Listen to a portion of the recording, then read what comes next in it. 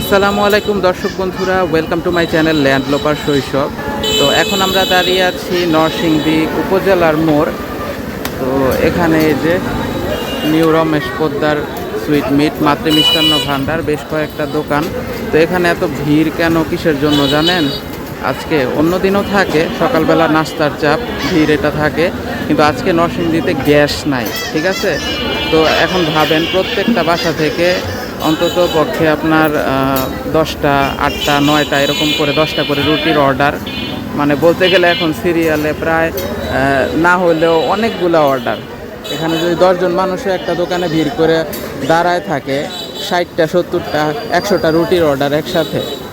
তো আসলে গ্যাস না থাকার কারণে হঠাৎ করে এরকম একটা পরিস্থিতি, এতটা ভোগান্তি মানুষের, আসলে এর দায় কে নেবে? আর মানে বলার কি কেউ নাই? তিতাস গ্যাসের গ্যাস অফিসেরা কি কি বলে, এমনি মাইকিং করতে পারতো না? বা যাই হোক, তাহলে তো মানুষজন সকালবেলা উঠেও রান্না করে রাখতে পারতো। মাইকিং করছে কি না আমার সঠিক জানা নাই, কিন্তু যদি করতো মাইকিং, তাহলে প্রত্যেকটা বাসায় এরকম এটা হইতো না।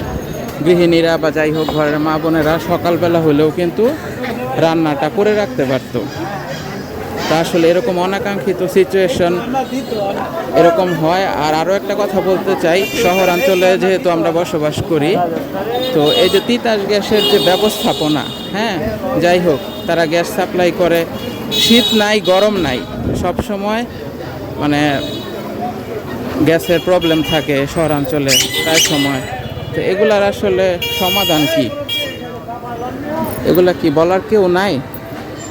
আজকালকার অনলাইনের যুগ, সোশ্যাল মিডিয়ার যুগ, তারপর ওই বিষয়গুলো কেন উঠে আসে না, এটাই বলতে চাই।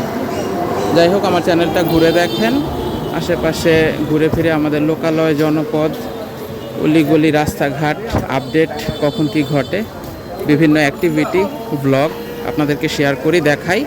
আশা করি আমার চ্যানেলের সাথে থাকলে আপনাদের ভালো লাগবে। বিদায় নিচ্ছি এখানেই। আসসালামু আলাইকুম সবাইকে।